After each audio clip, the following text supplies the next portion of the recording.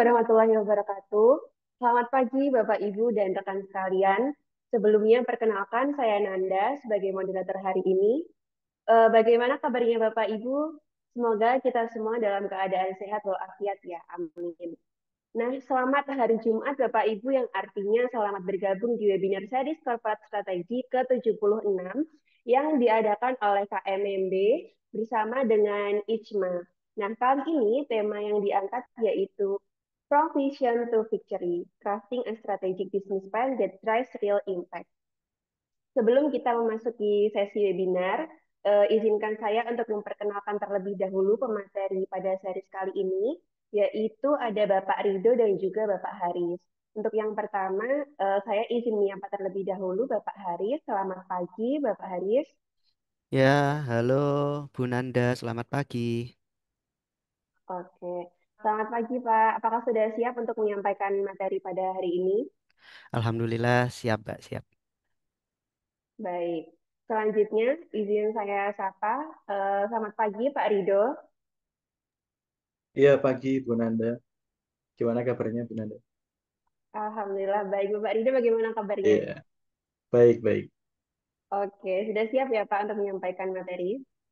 Siap, semangat dong. Baik, oke mantap. Baik Bapak Ibu sekalian, pada webinar hari ini kita akan membahas terkait bagaimana bisnis plan ini mampu memberikan dampak yang signifikan, baik itu kepada organisasi atau perusahaan, stakeholder, hingga masyarakat. Nah, untuk Bapak Ibu yang nantinya ada pertanyaan atau hal-hal yang ingin didiskusikan selama webinar ini, dapat langsung menuliskannya di chat Zoom ya.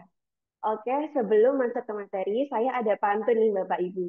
Beli es dawet di pinggir jalan, diseruput sambil duduk di taman. Bisnis plan bukan sekedar tulisan, tapi kompas arah menuju kesuksesan. So, tanpa berlama-lama lagi, kita langsung saja ke materi webinar. Untuk materi pertama akan disampaikan oleh Bapak Haris. Oleh karena itu, saya persilakan kepada Bapak Haris untuk menyampaikan materinya. Baik, Bismillahirrahmanirrahim. Assalamualaikum warahmatullahi wabarakatuh. Selamat pagi dan salam sejahtera buat kita semua. Pertama-tama saya mengucapkan puji syukur kehadirat Tuhan Yang Maha Esa karena atas limpah rahmat dan hidayahnya kita semua bisa berkumpul di pagi hari ini dengan keadaan sehat sentosa dan juga saya ucapkan banyak terima kasih kepada KMMB dan CMA yang telah mengadakan acara webinar pada pagi hari ini yang alhamdulillah di hari ini udah sampai ke series 76. Tak lupa pula kepada Bu Nanda selaku moderator yang pagi ini memandu jalan acara webinar series. Nah, baik, tema untuk pagi ini itu nanti akan membahas banyak mengenai bisnis plan. Jadi kalau kita bicara mengenai bisnis plan, ini sangat menarik karena suatu bisnis itu memang dituntut untuk bertahan di tengah gempuran perubahan-perubahan yang terjadi di era sekarang. Jadi seperti yang kita ketahui kalau di era saat ini itu perekonomian itu sangat cepat sekali berubahnya. Ya mungkin kita ambil contoh saja saat ada smartphone. Jadi smartphone ini melahirkan banyak inovasi dan perubahan khususnya di ekonomi.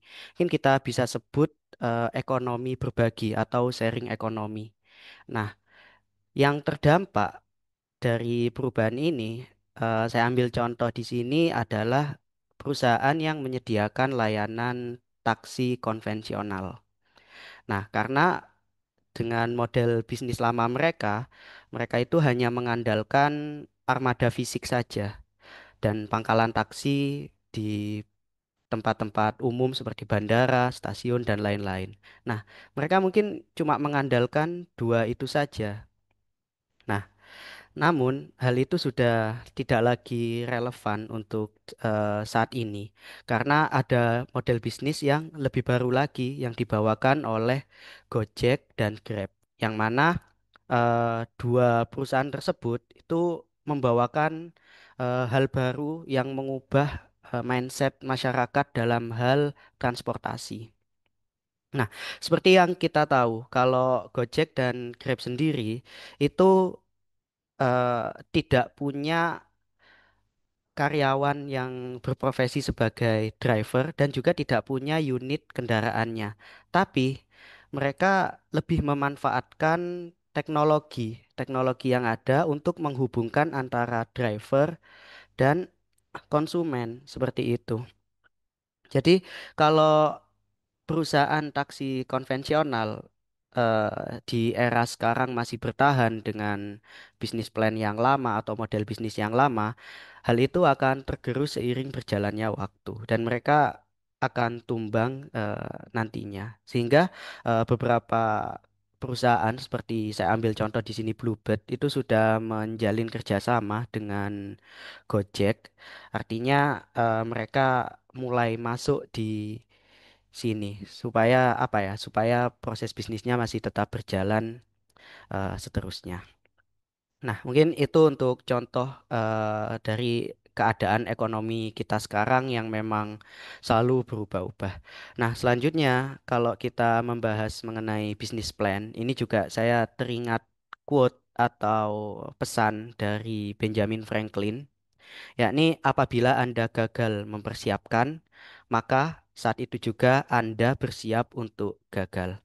Nah, hal ini menunjukkan bahwa persiapan atau kita atau bahasanya itu plan ya. Ini sangatlah penting untuk kehidupan kita sehari-hari, terutama pada suatu bisnis.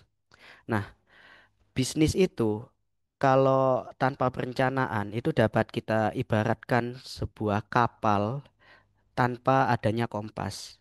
Yang mana kapal kalau tidak ada navigasinya, dia akan selalu selalu berlayar ke tengah lautan dan nggak tahu akan berlabuh kemana. Mungkin seperti itu. Arahnya itu nggak jelas. Nah, mungkin itu pembukaan yang bisa kami sampaikan. Mungkin bisa lanjut ke slide berikutnya. Nah, jadi selanjutnya kita membahas mengenai bisnis plan itu harus menjawab apa saja. Jadi yang perlu dibahas dalam bisnis plan itu kita harus tahu siapa target kita, kemudian apa nilai yang kita miliki, lalu bagaimana cara menghasilkan uangnya dan seberapa siap organisasi yang kita miliki untuk mengeksekusi hal tersebut. Nah, jika kita kita berpikiran kalau bisnis plan itu kita gunakan atau kita buat itu di awal-awal saja. Namun hal itu tidak apa ya, hal itu benar, namun untuk bisnis yang mencapai pertengahan atau tahap pertumbuhan atau udah tahap matang, itu juga perlu membuat bisnis plan. Karena mungkin kalau untuk bisnis di tahap perkenalan atau tahap awal, itu mereka merencanakan untuk membuat produk baru, untuk menghasilkan produk atau layanan baru. Nah, sedangkan untuk bisnis-bisnis yang sudah di tahap pengembangan, mau ekspansi atau di tahap matang, itu mungkin mereka melakukan bisnis plan itu lebih ke untuk evaluasi dari produk mereka. Seperti produk yang mereka launching itu masalahnya apa aja dan mereka perbaiki di situ. Sehingga nanti outputnya itu bisa menghasilkan produk baru atau produknya tetap tapi dengan kualitas yang lebih baik lagi. Nah, oleh karena itu eh, pada bisnis plan ini nanti ada tiga hal penting yang kita bahas. Yang pertama mengenai strategiknya, kemudian mengenai operasional, dan yang terakhir itu mengenai finansialnya. Nah, di struktur yang ada di bisnis plan ini, yang pertama itu ada market and competitive analysis. Nah, ini market and competitive analysis ini nanti akan menjawab siapa target dari suatu bisnis tersebut. Nah, posisi pasar dan persaingan hal ini dilakukan untuk menentukan siapa yang nanti kita targetkan dengan menggunakan keunggulan yang kita miliki. Nah, ini nanti kita akan lebih bicara pada bisnis ini akan lebih mengarah ke B2C kah atau B2B atau B2G atau juga targetnya semuanya. Nah, di sini itu kita bisa ambil contoh seperti Microsoft. Microsoft itu target bisnisnya itu semuanya. Mereka masuk ke B2C dengan menjual lisensi perangkat seperti Windows dan Office seperti itu dan juga bisa masuk ke B2B. Nah, kalau masuk ke B2B, mereka kerjasama dengan perusahaan-perusahaan penjual laptop. Jadi mereka support di Windows-nya dan juga di aplikasi-aplikasi pendukungnya seperti itu. Dan mereka juga masuk di pemerintahan atau di instansi-instansi seperti sekolah-sekolah seperti itu. Nah, jika di Microsoft ini punya produk yang namanya Office 365, yang mana itu sangat membantu sekali, terutama bagi instansi pemerintahan atau instansi pendidikan, karena dengan adanya Office 365 itu semakin apa ya, semakin terhubung gitu untuk eh, tugas-tugas dan lain-lain. Mungkin itu untuk contoh dari Microsoft mengenai market and competitive analysis. Jadi kita harus tahu nih target kita itu siapa seperti itu. Nah, selanjutnya ini ada value proposition. Nah, ini lebih membahas apa nilai yang kita miliki. Jadi kita akan fokus pada unique value yang membedakan antara bisnis kita dengan bisnis lainnya atau dengan pesaing kita. Mungkin saya ambil contoh ini bisnis yang gagal di Indonesia seperti JDID. Ya, seperti yang kita tahu kalau JDID itu mereka punya model bisnis yang menjual barang-barang yang original. Nah, sedangkan yang mereka jadikan unique value-nya. Nah, namun jika kita tahu di Indonesia sendiri dengan keadaan ekonomi menengah, ini kebanyakan tidak peduli produk itu ori atau tidak. Nah, mungkin yang mempedulikan itu hanya kalangan ekonomi menengah ke atas saja, sedangkan kalau kalangan ekonomi menengah ke bawah, mereka lebih cenderung membeli produk yang penting bagus dan bisa digunakan walaupun itu bukan ori. Nah, sehingga karena hal tersebut JDID ini tidak survive ya di Indonesia, artinya tidak sustain, yang mana sekarang itu kalah sama kompetitor-kompetitornya seperti Tokopedia atau Shopee, yang mana barang-barang yang mereka jual itu ya secara kualitas mungkin bukan yang terbaik, tapi setidaknya itu dapat memenuhi kebutuhan eh, masyarakat atau target pasar mereka. Nah, jadi kalau kita dalam menentukan value atau nilai yang kita bawa, itu kita juga perlu memperhatikan target kita. Kalau target kita memang tidak terlalu memikirkan original dari suatu barang, jadi kita nggak perlu highlight kalau produk kita itu pasti ori seperti itu. Eh, Kalau di Indonesia itu lebih ke fungsi dan harga. Kalau kita meng-highlight fungsinya banyak dengan harga yang murah, mungkin mereka akan lebih cenderung ke sana. Mungkin seperti itu untuk di masalah value. Selanjutnya ini revenue model. Nah, ini bagaimana cara kita menghasilkan uang. Jadi cara menghasilkan uang itu banyak. Bisa dengan transaksi penjualan atau pelayanan jasa dan juga ada layanan berbasis langganan atau subscription itu seperti Netflix atau Facebook yang atau Facebook atau YouTube yang premium itu kan mereka menggunakan langganan atau subscription. Kemudian bisa juga dari biaya transaksi atau biaya administrasi. Ini biasanya digunakan di perbankan atau dompet-dompet digital yang tiap kita melakukan transaksi pasti ada biaya transaksi, biaya adminnya seperti itu.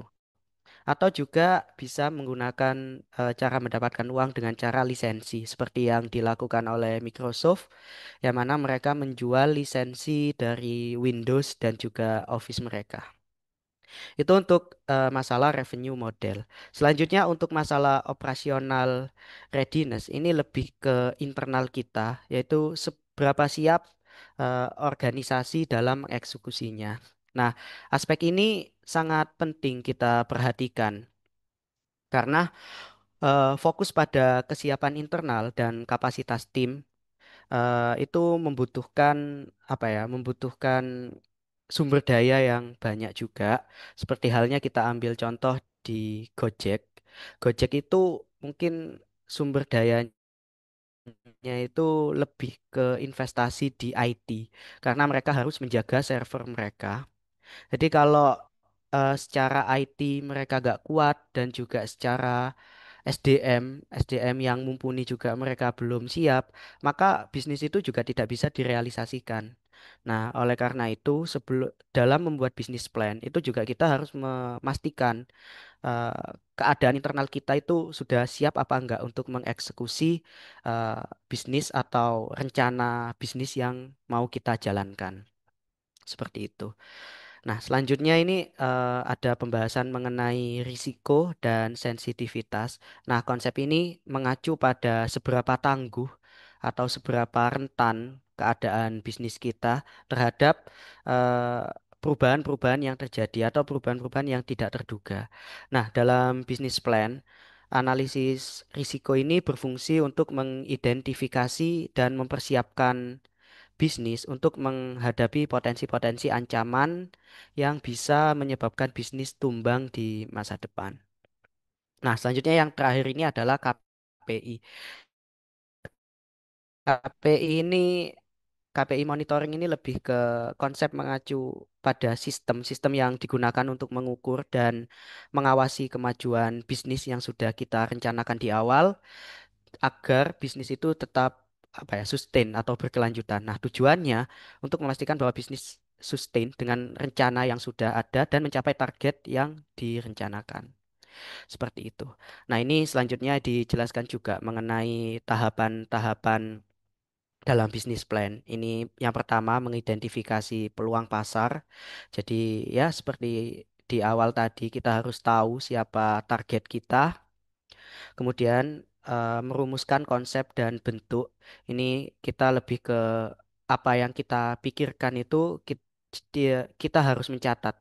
Kita harus menuliskan atau menggambarkan supaya jelas dan dapat direalisasikan. Nah, selanjutnya menyusun rencana implementasi produk. Nah, setelah kita gambarkan apa rencana kita, selanjutnya kita melakukan aksi atau melakukan implementasi termasuk dari segi model bisnisnya, strateginya, dan operasionalnya. Dan yang terakhir, ini menentukan proyeksi finansial dan dampaknya. Jadi ini aspek penting juga dalam suatu bisnis karena tujuan kita selain untuk bertahan itu adalah tujuan finansial. Artinya bagaimana bisnis itu agar berprofit dan meningkatkan kinerja keuangannya. Sehingga kita perlu juga untuk memproyeksikan keuangan kita selama 5 sampai 10 tahun ke depan itu bagaimana dengan asumsi-asumsi dan peluang-peluang yang ada. Mungkin bisa di next untuk ke slide selanjutnya. Nah, ini untuk output yang ada di dalam bisnis plan. Jadi untuk menjawab tiga pertanyaan tadi itu mengenai finansial, kemudian operasional dan juga strategi. Nah, di sini seperti yang sudah dijelaskan di webinar-webinar sebelumnya, webinar di minggu lalu itu sudah membahas mengenai financial modeling.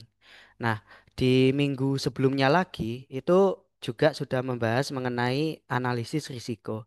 Dan minggu sebelumnya juga pernah membahas mengenai analisis eksternal dan internal perusahaan. Sehingga di hari ini nanti kita akan fokus pada strategi pengembangan produk. Jadi nanti juga akan ada study case yang membahas mengenai bisnis model Canvas di sesi selanjutnya. Nanti kita sesi selanjutnya akan lebih banyak bahas study case menggunakan framework framework yang ada. Seperti itu. Nah, mungkin untuk lingkungan analisis eksternal dan internal, ini mungkin saya refer ke materi sebelumnya.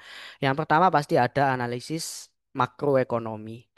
Jadi kita melihat nih keadaan negara kita itu seperti apa dari inflasinya, suku bunga, nilai tukar atau pertumbuhannya. Nah, karena apa? Kan suatu bisnis itu pasti butuh pembiayaan. Nah, dalam kita mengajukan pembiayaan, biasanya di situ itu akan dipengaruhi oleh suku bunga yang ada. Maka dari itu kita juga harus perlu memperhatikan makroekonomi kita supaya jangan sampai kita seperti di tahun 1998 yang mana dulu perusahaan banyak yang mengajukan pinjaman, sedangkan ketika terjadi pi- banyak perusahaan yang melakukan pinjaman ke luar negeri, sehingga ketika terjadi krisis, nilai nilai tukar juga naik, itu akhirnya mereka apa ya, kayak menjadi risiko bagi mereka sendiri karena memang eh, makroekonomi keadaan makroekonomi tersebut. Nah, selanjutnya ini analisis outlook industri, yaitu kita melihat tren atau pertumbuhan yang ada sesuai dengan industri yang ingin kita capai. Misal kita ingin di industri kuliner, maka kita juga harus memperhatikan bagaimana keadaan industri kuliner di Indonesia dan juga bagaimana keadaan industri yang mensupport industri kuliner Bapak Ibu sekalian, seperti halnya industri pertanian, karena kan nanti pasti akan ada kaitannya sama supply kita, seperti itu. Nah, selanjutnya juga mengenai regulasi, ini juga sangat penting karena regulasi itu apa ya, eh, yang mengatur keadaan suatu bisnis dan juga nanti akan eh, berimpact bahkan bisa menumbangkan suatu perusahaan apabila regulasi ini bertentangan dengan eh, strategi bisnis yang sedang kita jalankan. Selanjutnya ini analisis tren pasar untuk meninjau siapa market kita. Kemudian kita perlu juga benchmark industri. Kita melihat dari segi kompetitor itu seperti apa, model bisnis yang mereka jalankan seperti apa, dan kekurangan mereka itu apa. Nah, kita bisa masuk dari kekurangan yang mereka miliki. Selanjutnya yang terakhir itu adalah target pasar. Nah, ini yang tadi melihat trennya seperti apa dan yang terakhir itu kita fokus ke target mau B2B kah atau B2C atau ke governance. Selanjutnya untuk analisis internal perusahaan ini menggunakan beberapa eh, framework seperti SWOT, analisis posisi pasar juga, dan analisis daya tarik dan daya saing, ada market potensial dan demand driver. Yang mana ini lebih fokus ke eh, internal kita, fokus ke keadaan internal kita sudah siap apa enggak dalam mengeksekusi suatu rencana yang sudah kita buat. Nah, selanjutnya yang kita bahas itu mengenai strategi pengembangannya.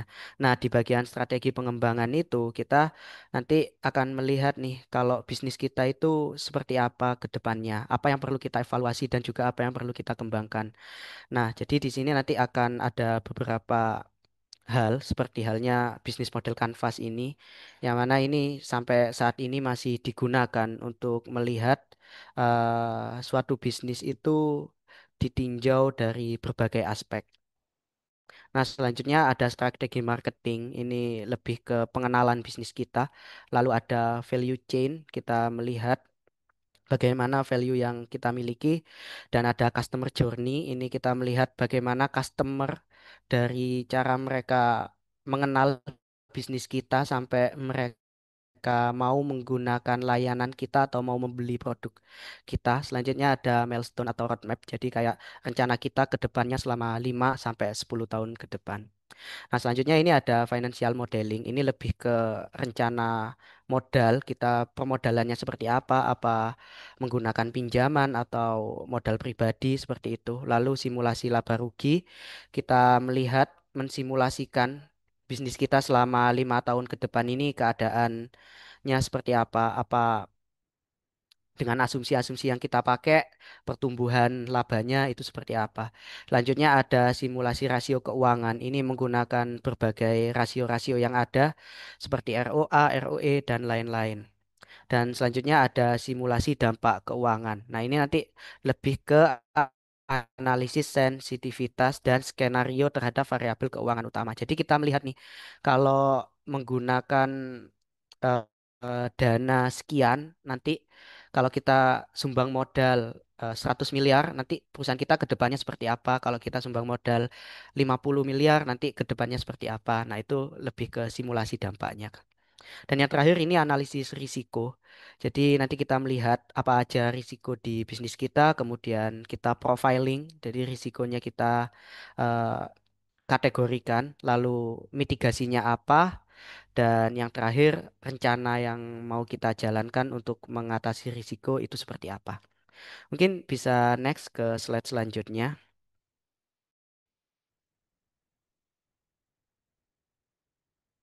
Nah, ini mungkin salah satu framework yang bisa digunakan dalam penyusunan bisnis plan.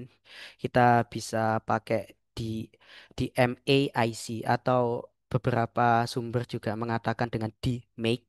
Nah, DMAIC ini memberikan struktur analitis bagi bisnis plan agar setiap langkah yang dibangun di bisnis plan itu berjalan berdasarkan data dan diuji secara sistematis dan dikendalikan untuk keberlanjutan.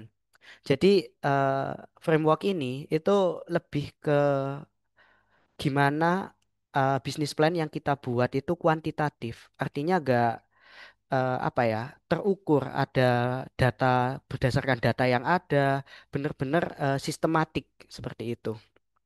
Nah, nanti juga akan ada study case yang membahas mengenai framework ini. Jadi nanti akan dikupas lebih dalam lagi di sesi berikutnya. Jadi ini saya jelaskan secara gamblang untuk bagian D atau define. Ini kita bagaimana cara kita itu merumuskan masalah dan tujuan yang akan kita jalankan. Nah, jadi biasanya dalam melihat masalah dan tujuan ini kita bisa menggunakan rumus 5W1H.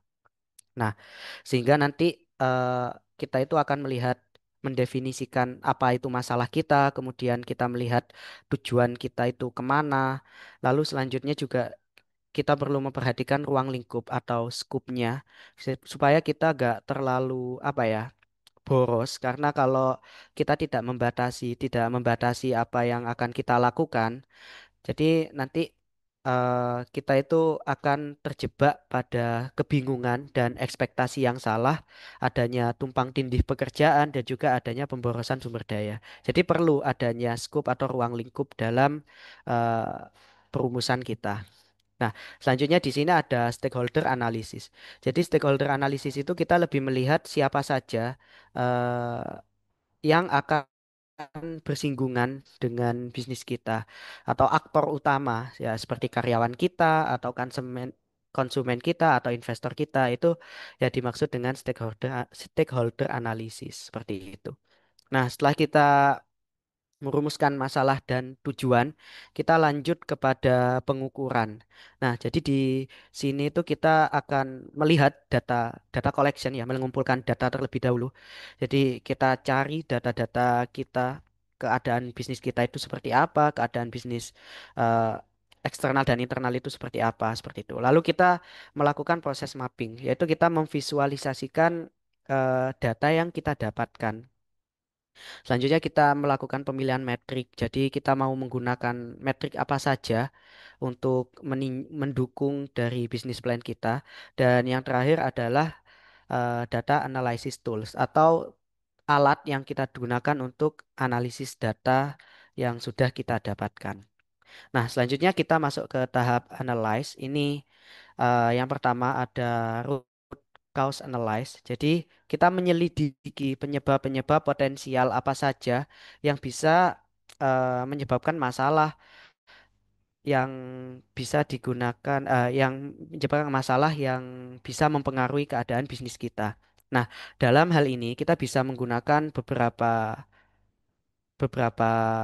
matriks seperti Fishbone atau analisis Pareto atau Five Whys itu bisa kita gunakan untuk melihat apa saja hal-hal yang potensial menyebabkan masalah di bisnis kita.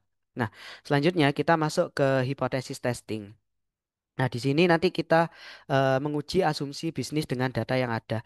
Pastinya kan di awal kita melakukan asumsi, kayak oh asumsi kalau kita melakukan hal ini itu akan meningkatkan penjualan kita. Mungkin contohnya seperti itu. Nah, jadi hal itu diuji dengan data yang sudah kita cari di awal. Selanjutnya ada data validation, yaitu kita melihat data yang sudah kita cari itu valid atau tidak dari sumber-sumbernya dan kemudian kita memvisualisasikan data tersebut. Nah, selanjutnya setelah kita menganalisis keadaan, mencari masalah tersebut, kita masuk ke improve atau menyusun perbaikan, solusi perbaikan atau strategi baru untuk menjalankan bisnis kita. Nah, jadi yang pertama itu kita melakukan brainstorming. Nah, dengan brainstorming itu kita nanti akan menghasilkan berbagai opsi strategis atau inovasi-inovasi untuk keberlanjutan bisnis kita. Selanjutnya melakukan solution generation. Ini kita dari melakukan brainstorming tersebut kita merumuskan solusi-solusi yang spesifik untuk keadaan bisnis ini. Nah, selanjutnya ada pilot testing, melakukan uji coba secara terbatas untuk eh, melakukan uji coba. Mungkin kita uji coba selama 1 bulan atau berapa gitu untuk inovasi yang sudah kita buat. Dan selanjutnya ada benchmark ke best practice, yaitu kita melihat pelaku industri yang terbaik itu seperti apa sih dalam menangani masalah yang ada. Nah, kita bisa mencontoh itu dan kita bisa implementasikan hal tersebut tersebut.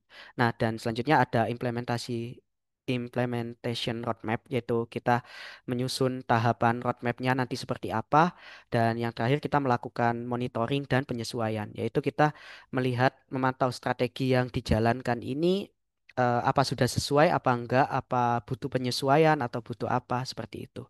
Dan selanjutnya ada aspek terakhir yaitu kontrol, ya di sini itu kita fokus pada menjaga ya, menjaga dan memastikan kalau perbaikan dari masalah tersebut itu berjalan sesuai dengan rencana dan bisa berkelanjutan seperti itu. Jadi ini yang pertama memonitoring. Bedanya dengan sebelumnya, kalau sebelumnya itu kita memperhatikan dan menyesuaikan, sedangkan ini kita memantau performanya secara real time, apa ada peningkatan atau seperti apa, seperti itu. Dan selanjutnya ada dokumentasi. Jadi setiap apa yang kita lakukan itu harus didokumentasikan supaya nanti ketika sudah apa ya ada sesuatu yang sudah tercapai atau sesuatu itu bisa kita evaluasi. Nah, selanjutnya ada standarization atau standarisasi yaitu melakukan membakukan atau kita apa ya patenkan lah bahasanya kalau ada sesuatu yang berhasil dan bagus, mungkin kita bisa tetapkan itu untuk selanjutnya atau bisa masuk ke budaya kita seperti itu. Dan selanjutnya ada training and communication. Jadi kita melakukan peningkatan lagi adanya pelatihan di internal dan koordinasi dengan stakeholder supaya apa yang kita rencanakan itu selalu berjalan sesuai dengan yang kita planningkan atau yang kita rencanakan. Nah, selanjutnya juga ada periodik proses audit, yaitu kita selalu melakukan audit untuk evaluasi supaya tiap terjadi kesalahan itu akan terlihat dan bisa diperbaiki sesegera mungkin. Dan yang terakhir yaitu improvement plan. Jadi adanya rencana perbaikan lanjutan. Seperti yang kita tahu, setiap rencana yang kita buat itu pasti ada apa ya? Mungkin bisa kita bilang mendekati kesempurnaan. Nah, karena masih mendekati kesempurnaan, pasti ada evaluasi untuk memperbaikinya. Sehingga kita juga harus improve dari plan yang udah kita buat di awal. Setelah kita jalankan nanti bakal kelihatan apa itu kekurangannya dan kita bisa perbaiki di situ. Jadi ini aspek terpenting dari framework ini yaitu adanya improvement plan. Jadi apa yang kita buat di awal itu harus selalu kita improve. Tujuannya nanti tetap tujuannya supaya bisnis kita itu selalu berkelanjutan dan bertahan di masa depan. Mungkin sekian dari pemaparan yang bisa kami sampaikan. Saya kembalikan lagi kepada moderator supaya bisa lanjut ke pemaparan berikutnya. Terima kasih. Baik, terima kasih kepada Pak Haris atas penyampaian materinya yang tentu sangat insightful sekali ya untuk kami semua. Nah, selanjutnya izinkan saya untuk menyampaikan beberapa highlight dari materi yang telah disampaikan oleh Pak Haris, yaitu yang pertama adalah bisnis plan ini harus dapat menjawab yang pertama itu siapa targetnya, apa nilainya, bagaimana dalam menghasilkan uang, dan juga seberapa siap organisasi atau perusahaan itu dalam mengeksekusinya. Selanjutnya, struktur inti bisnis plan ini terdiri dari 3 bagian, yaitu strategi, operasional, dan juga finansial. Nah, 3 hal ini mencakup yang pertama itu bagaimana market and competitive analysis, yaitu menjawab siapa yang menjadi target market dari bisnis ini. Yang kedua itu ada value proposition, yang membahas nilai apa yang kita miliki sebagai pembeda dengan pesaing. Selanjutnya itu ada revenue model, bagaimana kita menghasilkan uang, baik itu transaksi penjualan atau jasa, juga subscription, atau mungkin lisensi dan lainnya. Yang keempat itu ada operational readiness, yaitu terkait seberapa siap organisasi atau perusahaan ini dari sisi internal perusahaan dalam mengeksekusinya. Yang kelima itu ada risk and sensitivity, yaitu menganalisis seberapa rentan bisnis kita dengan perubahan yang tidak terduga. Dan yang terakhir itu ada KPI monitoring yang mengacu pada sistem untuk mengukur kemajuan bisnis agar terus sustain dan juga dapat mencapai target yang diinginkan oleh perusahaan. Nah, Bapak Ibu, output bisnis plan itu sendiri harus menjawab tiga pertanyaan sebelumnya atau 3 struktur sebelumnya ya, yaitu apakah pasar dan timingnya itu tepat, apakah organisasi itu mampu mengeksekusi, dan juga bagaimana implikasi finansialnya dalam berbagai skenario risiko.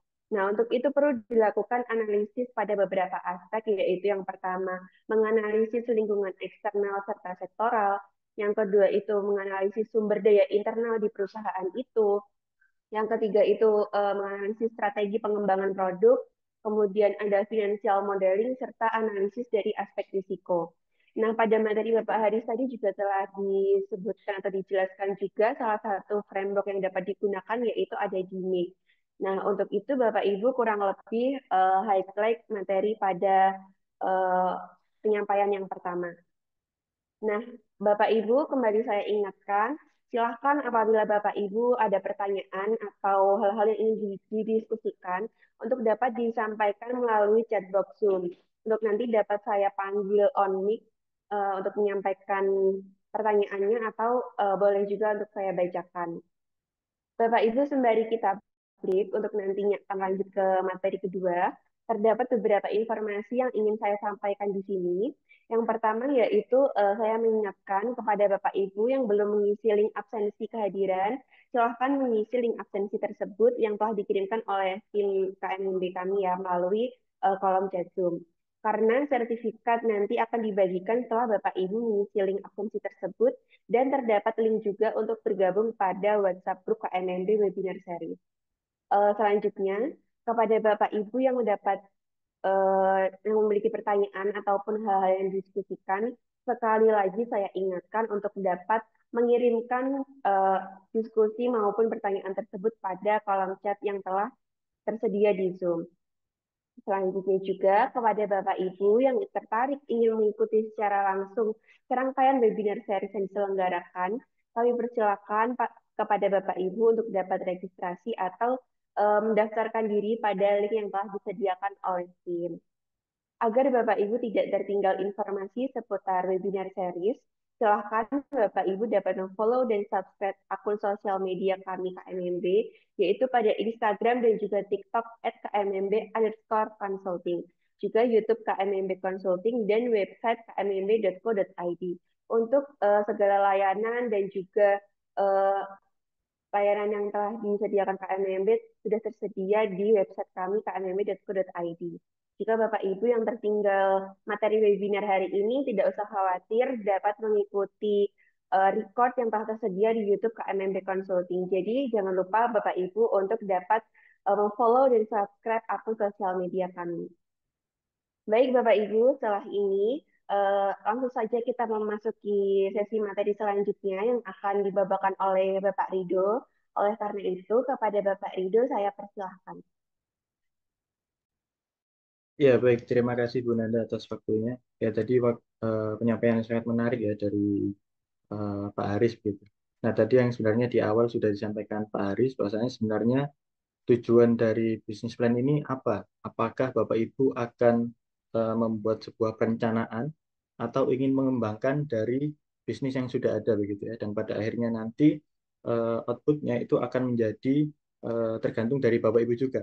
Apakah akan membuat suatu produk baru atau mengembangkan produk yang sudah ada gitu ya?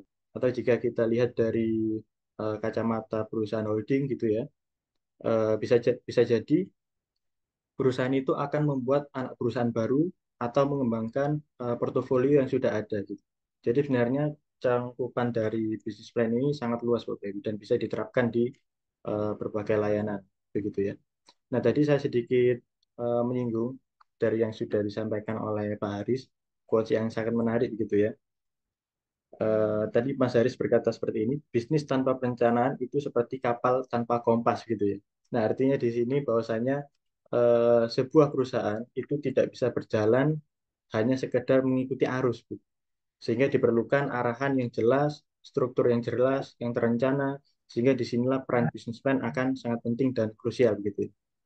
Nah, krusialnya apa? Krusialnya bisnis plan ini adalah sebagai alat untuk mengantisipasi terjadinya risiko yang tidak diinginkan oleh perusahaan dan untuk menghindari dari eh, kalau istilahnya Mas Heri tadi kehilangan arah gitu ya, untuk menghindari hal-hal yang tidak perusahaan inginkan seperti itu. Nah, sebelum kita masuk pada case tadi Bapak Ibu, kita sedikit recall materi gitu ya terkait dengan business plan.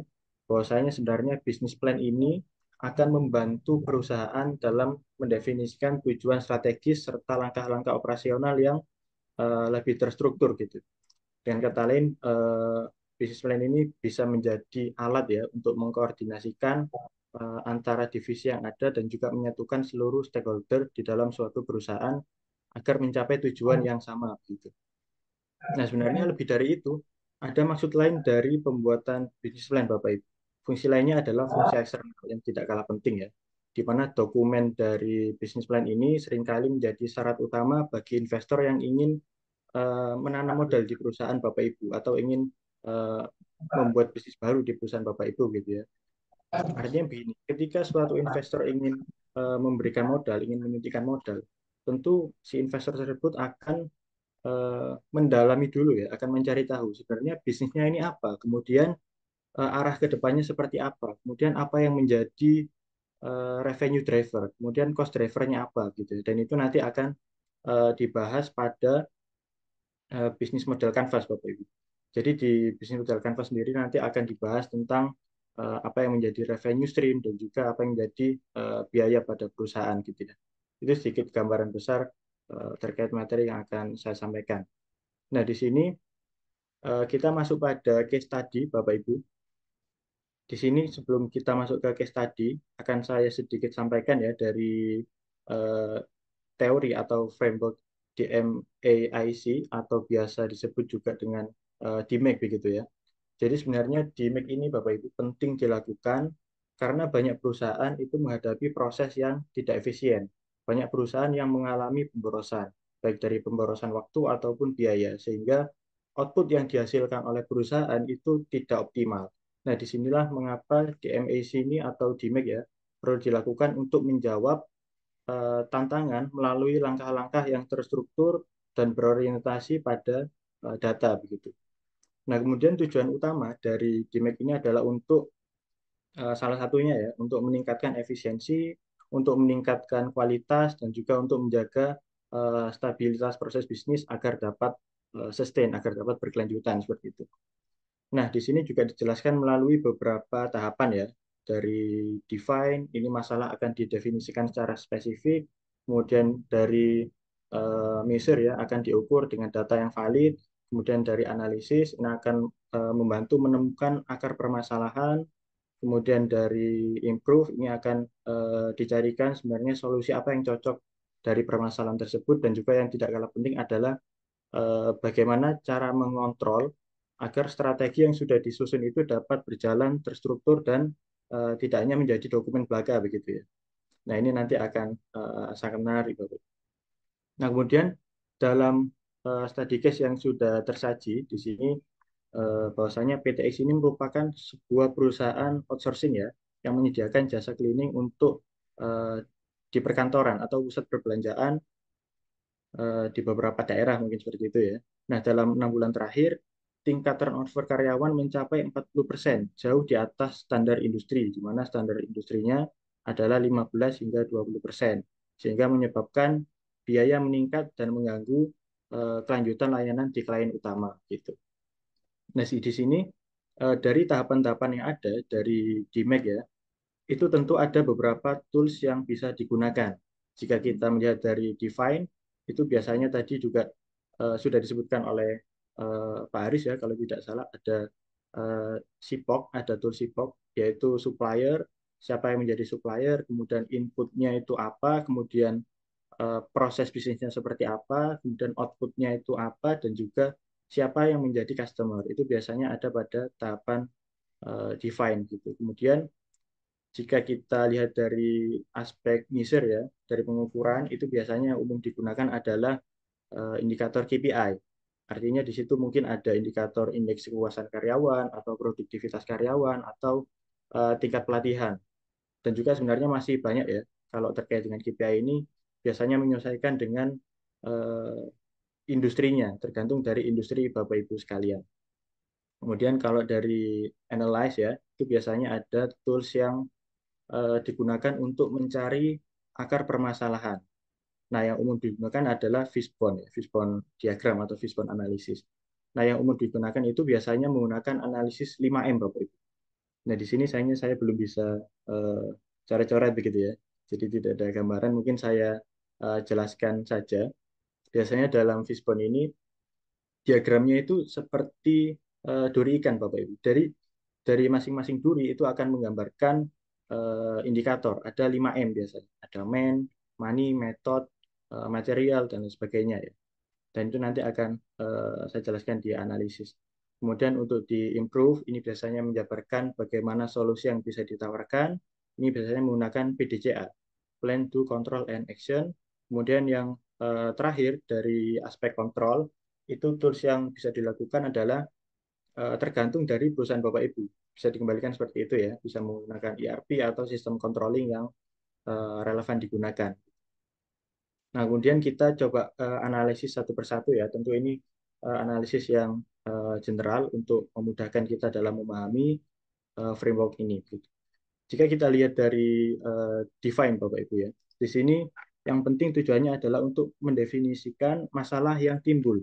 Nah, di sini masalah yang timbul adalah terkait dengan tingkat turnover karyawan. Sehingga pada permasalahan ini itu akan timbul dampak biaya rekrutmen yang tinggi, kemudian dari klien juga mengeluhkan adanya apa namanya pergantian personel yang terlalu cepat gitu ya, sehingga menyebabkan eh, adaptasi yang kurang efektif gitu. Kemudian yang terakhir adalah dampak yang terjadi yaitu kinerja tim lapangan yang tidak stabil. Itu dari Divine. Nah, di sini sebenarnya sudah coba kita clearkan bahwasanya permasalahannya adalah turnover karyawan yang cukup tinggi begitu ya. Kemudian dari aspek yang kedua Bapak Ibu, tujuannya adalah untuk mengukur performa dengan data yang valid. Nah, sebelum kita berbicara terkait dengan data, itu perlu kita pastikan bahwasanya data yang digunakan itu eh, perlu validasi dan dapat dijustifikasi. Artinya data yang digunakan itu jangan hanya sebagai data mentah atau data dari sumber yang tidak jelas gitu ya. Karena apa? Karena nanti jika dilakukan pengukuran dengan data yang tidak valid, dengan data yang tidak jelas sumbernya, maka itu akan mengganggu proses pengambilan keputusan bagi perusahaan tersebut. Nah, dalam hal ini yang dapat dianalisis adalah data yang dikumpulkan dari perusahaan. Yang pertama, bahwasanya rata-rata masa kerja hanya 3 bulan. Nah, rata-rata 3 bulan ini cenderung terlalu cepat ya di perusahaan seperti itu. Kemudian pengukuran yang kedua, bahwasanya ditemukan 70% karyawan keluar karena alasan tidak cocok dengan pekerjaan. Nah, ini mungkin juga berkaitan dengan define ya, karena klien mengeluhkan seringnya pergantian personel, sehingga di sini 70% itu tidak cocok dengan pekerjaannya seperti itu. Dan kemudian yang ketiga, ini biasanya didapatkan dari indikator KPI, indeks kepuasan karyawan ya, di mana didapatkan skor 5,4 dari 10. Artinya masih ada space yang perlu dioptimalkan bagi perusahaan tersebut. Dan selanjutnya yang poin keempat ini adalah proses pelatihan hanya dilakukan satu kali di awal masuk. Nah, tentunya jika kita pribadi gitu ya, jika kita diberi pelatihan hanya satu kali di awal masuk, tentunya eh, kita merasa bahwasanya pengembangan diri yang kita dapatkan itu masih kurang. Nah, di sini poin pentingnya Bapak Ibu, jika kita recall materi sebelumnya ya, terkait dengan proses pelatihan yang dilakukan perusahaan, itu bisa kita sangkut pautkan dengan indikator learning and growth. Ya, jadi jika Bapak Ibu lihat di seri webinar yang sebelumnya, kita membahas tentang balance scorecard gitu ya. Kita melihat di situ ada yang paling atas itu biasanya ada financial perspective. Bagaimana perusahaan bisa mencapai tujuan keuangan yang uh, ditujukan. Kemudian di perspektif yang kedua ada dari segi customer perspektif. Kemudian yang ketiga ada internal business process. Kemudian yang terakhir adalah learning and grow ya. Nah, jadi learning and grow ini merupakan hal yang sangat penting. Jika kita lihat dari beberapa literatur, learning and growth ini bisa dikaitkan dengan yang namanya enabler. Jadi jika dalam perusahaan itu tidak ada yang namanya pelatihan, tidak ada pengembangan karir itu, artinya dari aspek yang paling bawah sendiri itu tidak akan berjalan dan tidak akan bisa mendukung aspek-aspek lainnya. Itu jika kita kaitkan dengan teori balance scorecard gitu ya. Kemudian kita masuk pada selanjutnya di bagian analisis ya. Nah, tujuan dari analisis ini adalah untuk mengetahui akar masalah dari setiap aktivitas yang dilakukan eh, baik dari segi operasional maupun teknis gitu ya. Nah, di sini kita coba analisis dengan beberapa indikator pada fishbone analysis. Kita coba dari hal yang general, bahwasanya ditemukan beberapa akar permasalahan. Yang pertama dari segi man. Oh, ternyata jam kerjanya tidak terstruktur. Kemudian yang poin kedua, dari segi metode, oh ternyata perusahaan ini tidak memiliki SOP yang jelas sehingga banyak terjadi ketimpangan antar karyawan gitu ya, bisa jadi. Kemudian yang poin ketiga kita lihat dari mesin. Oh ternyata tidak dibekali dengan alat yang mendukung sehingga karyawan akan merasakan keberatan dalam melaksanakan operasionalnya. Kemudian yang selanjutnya dari segi material ternyata tidak ada monitoring ketersediaan barang sehingga karyawan beberapa kali harus menyediakan barang secara individu begitu ya. Kemudian analisis yang kelima dari segi money ternyata gaji yang diterima karyawan tidak kompetitif dengan perusahaan sejenis sehingga dari kelima temuan ini itu dapat disimpulkan inilah yang menjadi apa ya? Dibilang akar permasalahan mengapa turnover karyawan itu tinggi gitu, dari lima aspek ini. Kemudian dari permasalahan ini, langkah-langkah apa yang bisa dilakukan oleh perusahaan itu melalui aspek improve ya, di mana tujuannya untuk merancang solusi perbaikan atau inovasi model bisnis. Dalam hal ini langkah-langkah yang bisa dilakukan yaitu mungkin perusahaan bisa membuat program onboarding 3 bulan pertama ya, artinya biar karyawan itu lebih bisa beradaptasi dengan baik begitu. Kemudian yang kedua, atau bisa juga perusahaan menyesuaikan skema gaji dan insentif bisa melakukan benchmarking dengan perusahaan-perusahaan sejenis begitu. Atau yang ketiga, tentunya perusahaan harus menetapkan SOP komunikasi penempatan dan rotasi shift ya. Nah, SOP ini menjadi penting Bapak Ibu karena dalam operasional perusahaan jika tidak ada SOP maka karyawan itu tidak memiliki panduan untuk menjalankan aktivitasnya ya, bahkan aktivitas day to day-nya begitu. Kemudian yang eh, selanjutnya bisa juga perusahaan memberikan pelatihan dasar terkait dengan leadership dan yang kelima melakukan survei rutin kepada seluruh karyawan ya. Tentu ini digunakan untuk mendukung aspek measurement begitu. Kemudian setelah ditemukan solusi dari perbaikan permasalahan tersebut, maka tahapan selanjutnya adalah kontrol, Bapak Ibu. Di sini tujuannya adalah untuk mengontrol dan memonitoring menjaga perbaikan yang sudah dilakukan. Sebenarnya tujuan utama dari kontrol ini adalah agar aspek yang sudah dilakukan sebelumnya itu dapat berjalan dengan baik dan sustainable gitu. Dan di sini sistem kontrol yang dilakukan adalah yang pertama yaitu dengan membuat dashboard turnover real time untuk tiap klien gitu ya. Kemudian yang kedua juga bisa dilakukan survei kepuasan karyawan yang rutin, bisa 3 bulanan atau tergantung dari perusahaan Bapak Ibu. Atau yang ketiga bisa dilakukan audit dari kegiatan onboarding, kemudian juga yang keempat bisa dilakukan penerapan reward bagi koordinator dengan tingkat retensi yang terbaik gitu ya. Artinya karyawan akan motivasi karyawan dalam bekerja itu akan lebih tinggi ketika mereka tahu bahwasanya akan ada reward yang akan didapatkan seperti itu. Nah, mungkin ini sedikit gambaran ya case study terkait dengan DMAIC supaya kita dapat lebih memahami dari studi kasus yang sudah ada gitu. Mungkin bisa lanjut ke slide berikutnya. Nah, baik Bapak Ibu, ini merupakan sebenarnya pada pembahasan ini kita akan coba untuk mengelaborate gitu ya dari framework DMIC atau metodologi DMIC, kemudian bagaimana jika kita kaitkan dengan bisnis model kanvas. Nah, nanti ini akan menjadi sebuah kekuatan yang cukup optimal bagi perusahaan gitu ya. Nah, di sini coba saya jelaskan secara general dulu dari masing-masing aspek ya. Kalau dari bisnis model kanvas sendiri atau biasa kita sebut apa namanya BMC ya. Ya, jadi dalam BMC ini akan membantu kita dalam memahami secara menyeluruh bagaimana bisnis itu menciptakan, menyampaikan, dan menangkap nilai melalui value proposition. Nah, kita mulai dari customer segment ya. Customer segment yang sisi paling kanan, yaitu customer segment ini merupakan pelanggan yang menjadi target utama bisnis. Nah, inilah adalah pihak yang menerima manfaat dari produk yang perusahaan kita miliki. Customer segment ini sangat penting karena akan mempengaruhi semua elemen strategi lainnya.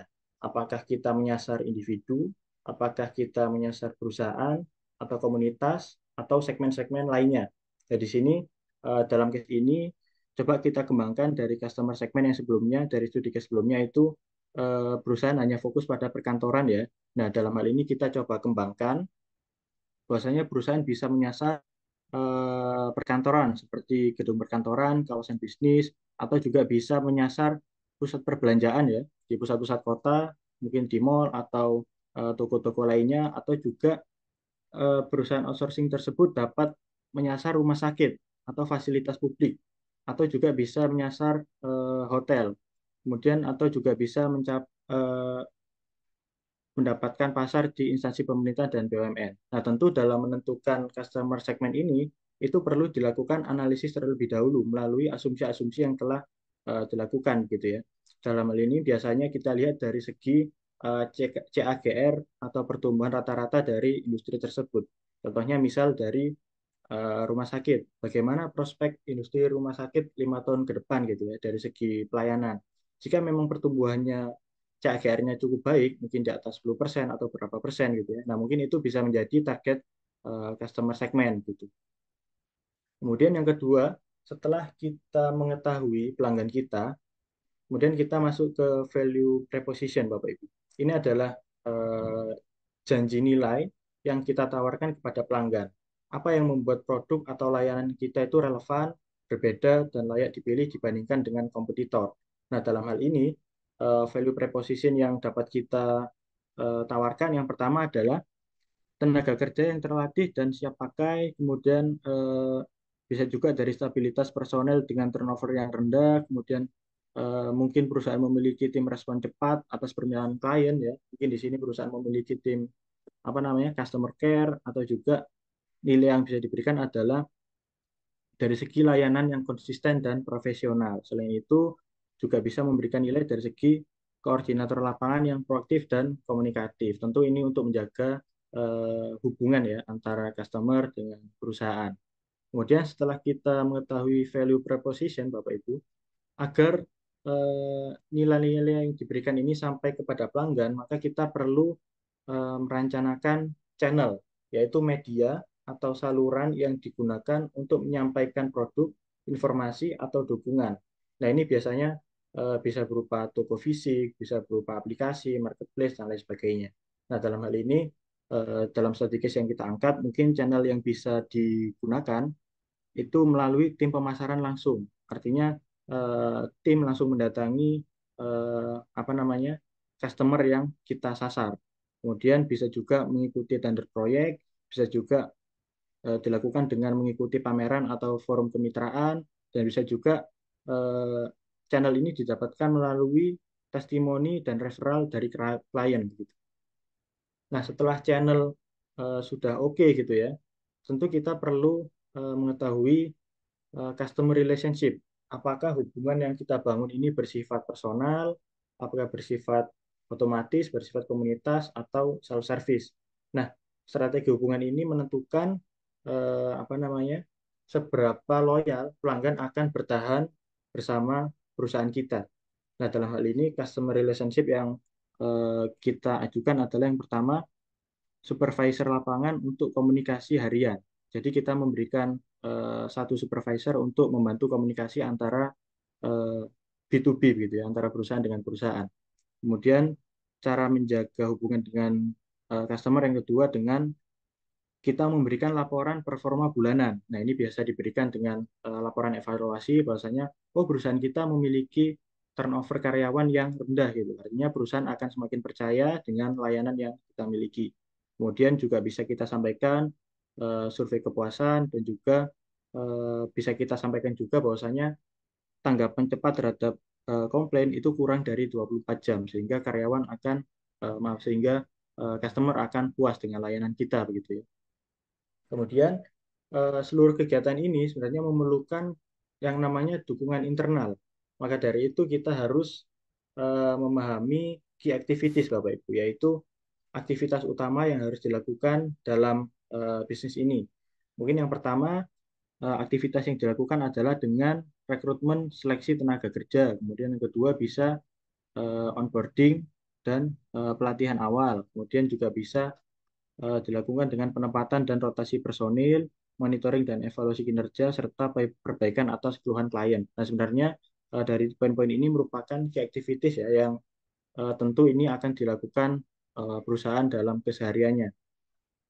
Kemudian setelah key activities kita sudah oke ya, sudah firm, kemudian agar semuanya itu dapat berjalan, maka tentu dibutuhkan key resources Bapak Ibu. Ini menjadi bagian yang penting.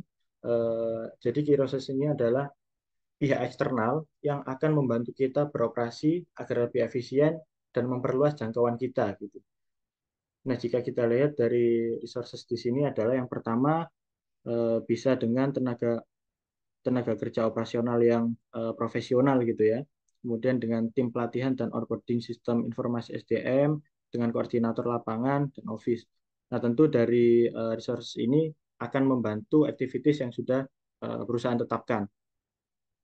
Kemudian selanjutnya, eh, tentu kita tidak bisa bekerja sendiri ya. Oleh karena itu, key partner di sini menjadi bagian yang penting.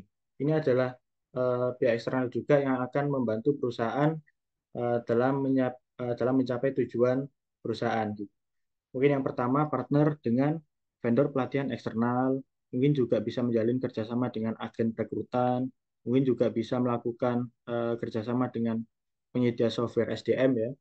Mungkin jika kita lihat dari materi sebelumnya, dari segi SDM juga eh, teknologi sudah mulai diterapkan menggunakan AI dan lain sebagainya. Mungkin itu juga bisa menjadi partner perusahaan ya. Kemudian bisa juga bekerja sama dengan mitra kesehatan, bisa juga bekerja sama dengan pemerintah daerah begitu. Nah, kemudian setelah key partner sudah kita tentukan, tentunya semua kegiatan tersebut akan mempengaruhi cost structure atau biasa kita sebut itu sebagai apa ya? eh, Cost driver gitu ya. Jadi mungkin cost structure yang pertama adalah tentu bisa dilihat dari gaji dan insentif tenaga kerja. Kemudian juga bisa dilihat dari biaya pelatihan. Bisa juga timbul dari biaya perekrutan ya, dari biaya perekrutan dan juga bisa timbul dari pengadaan alat kerja dan juga seragam dari pegawai. Kemudian dari situ kita coba lihat nih revenue streamnya apa. Oh ternyata kita bisa mendapatkan pendapatan yang lebih dari success fee. Artinya ketika kita melayani ya di suatu perusahaan dalam suatu proyek gitu. Ketika proyek tersebut berhasil, nah tentu kita mendapatkan success fee atau revenue stream yang kedua jika klien membutuhkan layanan tambahan, misal ada emergency, kemudian tim kita dilibatkan, maka tentu di situ ada fee dari layanan tambahan. Atau bisa juga didapatkan ketika perusahaan melakukan pelatihan ya, memberikan pelatihan kepada SDM, tentu di situ ada fee-nya gitu. Kemudian yang terakhir bisa juga ketika kita memberikan konsultasi manajemen untuk meningkatkan pelatihan dan pengembangan karyawan. Nah, itu akan menjadi revenue driver bagi perusahaan. Nah, dalam cost structure dan revenue stream ini yang perlu kita perhatikan adalah jangan sampai cost structure ini pertumbuhannya lebih cepat daripada pendapatan. Jika jika biaya ini tumbuhnya lebih cepat, maka di situ akan terjadi yang namanya negatif jaws, Bapak. Nah, ini bisa kita searching gitu ya, negatif jaws. Jangan sampai ini terjadi. Dan memang beberapa perusahaan itu banyak yang mengalami negatif jaws. Jadi pendapatannya itu tumbuhnya lebih cepat dibandingkan dengan pendapatan. Nah, ini yang menjadi tantangan bagi hampir semua perusahaan begitu ya. Baik, mungkin bisa lanjut ke slide berikutnya.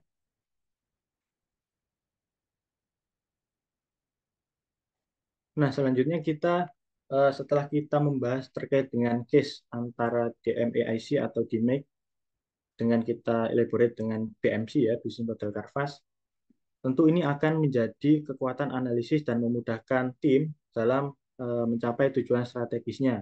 Nah, coba kita lihat dari eh, perbedaan ya, dilihat dari tujuan utama, fokus, kemudian struktur, tools, dan juga outputnya. Nah, coba kita bahas satu persatu, Bapak Ibu. Jika dari DMAIC, itu tujuan utamanya adalah untuk menyelesaikan permasalahan dengan proses yang sistematis ya. Jika kita lihat dari penyampaian tadi, dilakukan define sampai ke kontrol, itu dilaksanakan secara sistematis dan terukur. Adanya data akan membantu perusahaan dalam melakukan pengukuran gitu ya. Kemudian jika dilihat dari bisnis model Canvas, itu sebenarnya tujuan utamanya adalah untuk merancang, kemudian melakukan visualisasi dan mengembangkan model bisnis. Sehingga di sini sebenarnya BMC itu akan cocok diterapkan bagi perusahaan yang sifatnya ingin melakukan pengembangan bisnis ya, ataupun bagi startup yang mungkin ingin membuat layanan baru gitu.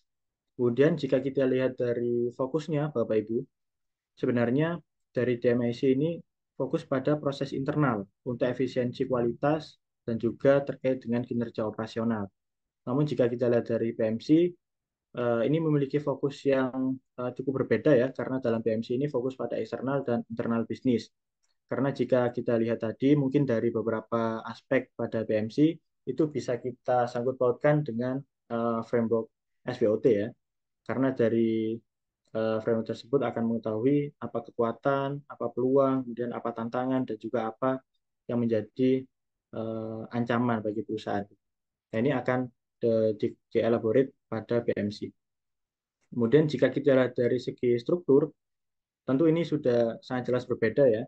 Dari DMAIC ini kita tadi membahas tentang define, bagaimana mengukur, kemudian bagaimana menganalisis, kemudian bagaimana kita memberikan solusi, dan juga bagaimana controlling yang bisa dilakukan.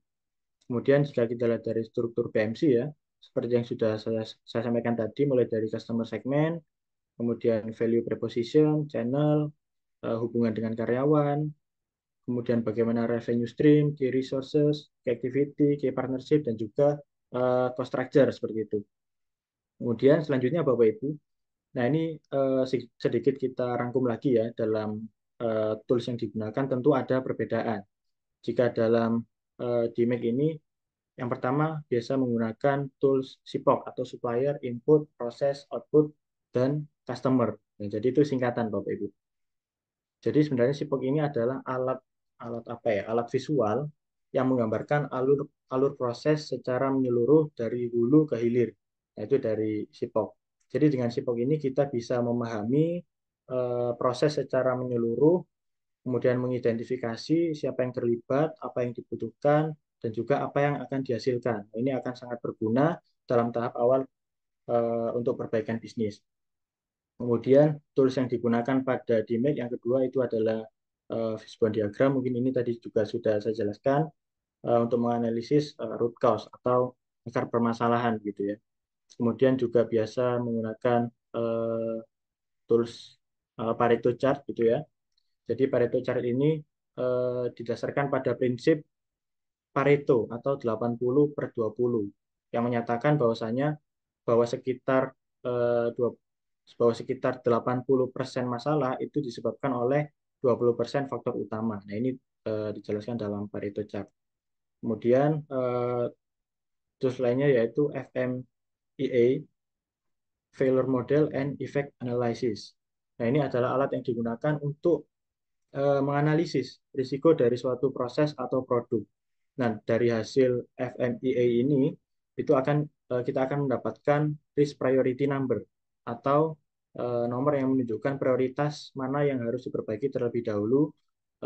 Nah, ini akan sangat berguna dalam menentukan apa namanya, mendukung analisis manajemen risiko yang telah ditentukan perusahaan. Kemudian jika kita geser pada tools yang digunakan pada BMC, nah ini mungkin lebih lebih apa namanya, lebih general ya, dari SWOT, Strength, Weakness, Opportunities, dan Threat. Kemudian tools yang kedua dari Customer Journey Map. Nah, Customer Journey Map ini merupakan eh, sama sebenarnya tool visual yang memetakan pengalaman pelanggan dari awal hingga akhir, dari hulu ke hilir gitu ya. Kemudian tools yang ketiga yaitu Business Environment Map. Nah, ini sebenarnya jika kita lihat dari Business Environment Map ini, beberapa tools memang umum digunakan, seperti salah satunya PESTEL ya, politik, ekonomik, kemudian teknologi, legal, dan lain sebagainya. Itu biasa digunakan pada PMC. Kemudian jika kita lihat dari outputnya ya, tentu ini sedikit berbeda, karena kalau dari DMake ini outputnya adalah proses yang lebih efisien dan terkontrol dengan hasil yang terukur. Namun jika dari bisnis model Canvas itu menghasilkan bisnis model yang komprehensif dan terstruktur. Nah, sebenarnya eh, ketika dua teori atau dua framework ini digunakan, maka akan menghasilkan kekuatan yang sangat baik dalam menganalisis strategi perusahaan gitu ya.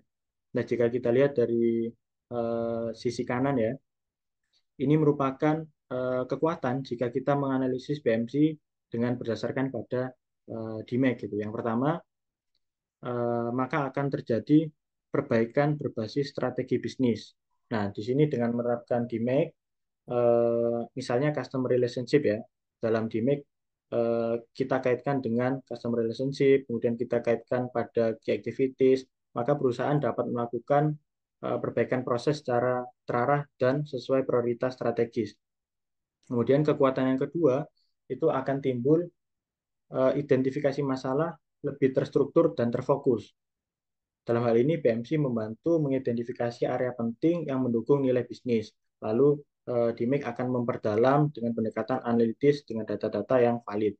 Kemudian kekuatan yang ketiga, jika kita menggabungkan antara PMC dengan DMake, maka akan timbul pengembangan bisnis yang lebih efisien. Dalam hal ini perusahaan dapat memanfaatkan DMake untuk melakukan eksperimen dan perbaikan secara bertahap pada blok BMC pada aspek BMC tertentu. Kemudian yang keempat, tentu akan timbul sinergi antara inovasi dan kontrol. Karena jika kita lihat dari BMC, mungkin di situ tadi membahas lebih general, sedangkan kalau dari DMake di situ lebih terstruktur dari segi data ya, sehingga controlling akan lebih mudah gitu. Kemudian yang kelima, itu terkait dengan pengambilan keputusan berbasis data. Artinya, bahwasanya jika kita membuat BMC tapi tanpa dikuatkan dengan analisis dan juga perhitungan yang kurang matang, tentu ini akan bisa menjadi bias ya dalam pengambilan keputusan. Kemudian yang terakhir di sini kekuatan yang bisa timbul adalah dengan mendorong kelanjutan dari improvement gitu. Jadi dengan DMIC itu perusahaan tidak hanya melakukan inovasi, tetapi juga menciptakan budaya berkelanjutan, gitu, Bapak Ibu. Jadi seperti dari tujuan utama dari DMIC tadi yang disampaikan oleh Pak Haris, bahwasanya sebenarnya pada tahap controlling itu akan menghasilkan mekanisme controlling yang sistematis agar strategi yang telah kita susun itu dapat berjalan secara sustainable. Nah, mungkin itu ya Bapak Ibu sedikit yang bisa saya sampaikan. Mungkin saya kembalikan ke moderator. Baik, terima kasih kepada Pak Rido atas pemaparan materinya. Selanjutnya saya akan menyampaikan sedikit highlight ya dari yang telah disampaikan Pak Rido. Yang pertama itu terkait gimmick, di mana Bapak Ibu gimmick ini penting dilakukan karena banyak perusahaan yang mengalami inefisiensi biaya ya seperti itu. Jadi gimmick ini merupakan framework yang terstruktur sehingga dapat dan lebih tepat untuk diaplikasikan pada perusahaan. Gimmick sendiri yang D-nya itu adalah define, yaitu terkait goals-nya apa, yaitu mendefinisikan masalah yang timbul pada perusahaan. Selanjutnya ada measure yang mengukur performa dengan data yang valid, dapat diukur menggunakan KPI yang tentu dapat menyesuaikan dengan industrinya. Selanjutnya ada analyze, yaitu menganalisis akar masalah dari kinerja historis yang dapat dilakukan salah satunya itu dengan framework Fishbone Analysis. Selanjutnya ada improve yang merancang solusi perbaikan atau inovasi modal bisnis dalam perusahaan. Dan yang terakhir itu ada kontrol, ya, di mana kontrol ini itu untuk mengontrol dan monitoring serta menjaga perbaikan yang ada.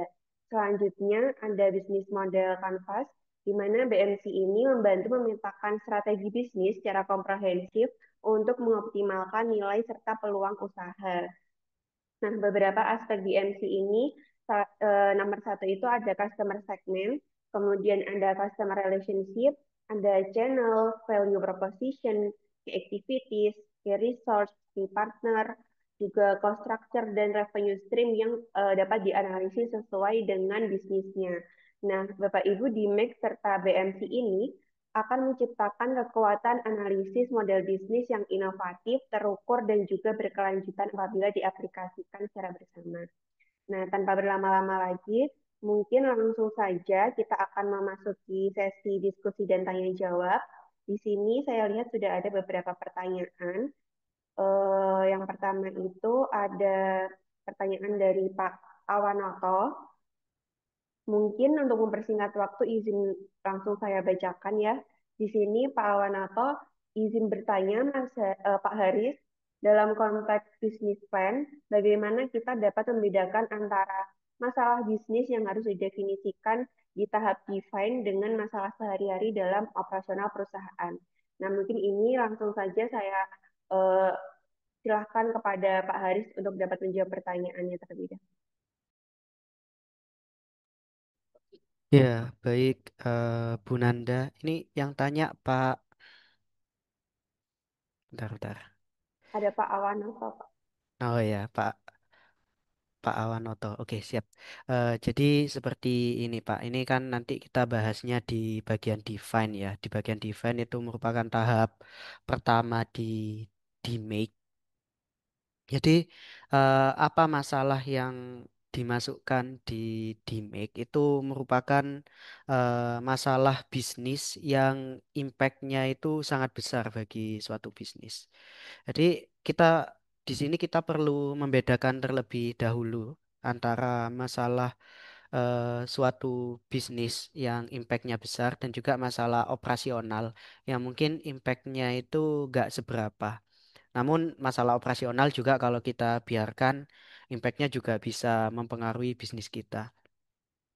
Mungkin yang pertama ini kita bahas masalah operasional ya. Mungkin masalah operasional itu mungkin kayak masalah yang rutin atau masalah teknis yang sering terjadi ya.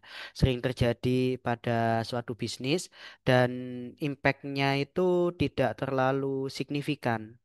Nah, sehingga dalam masalah ini itu biasanya bisa diselesaikan eh, dengan memperkuat SOP yang ada atau pelatihan staff atau juga perbaikan teknis.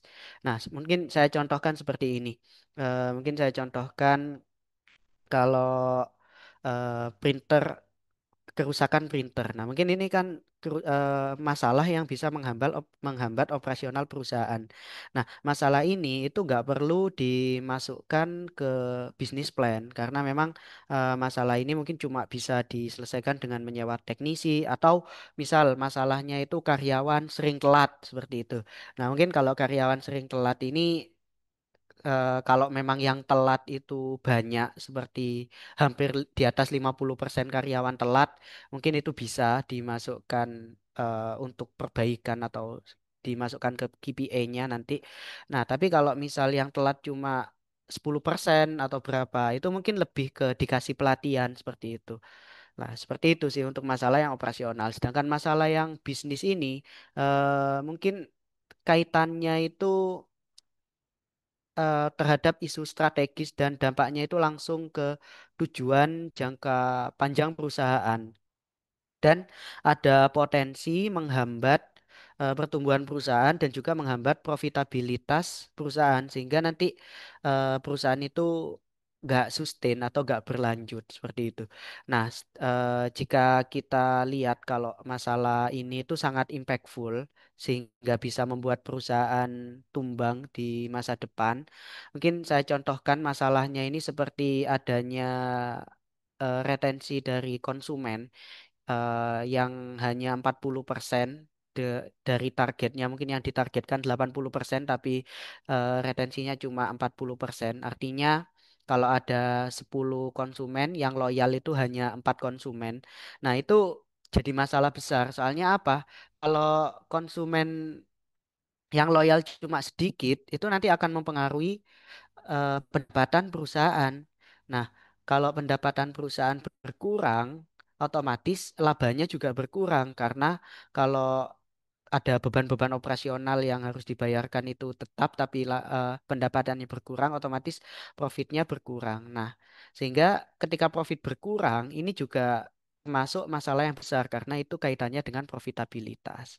Jadi seperti itu mungkin karena mungkin banyak perusahaan yang terlalu fokus pada masalah-masalah operasional yang mungkin impactnya tidak besar terhadap perusahaan, tapi selalu dibahas saat bisnis plan seperti itu. Mungkin lebih fokus ke yang impactful. Mungkin itu jawaban dari saya. Mungkin Pak Rido atau Mbak Nanda saya kembalikan. Baik, terima kasih Pak Hari sebelumnya atas jawabannya.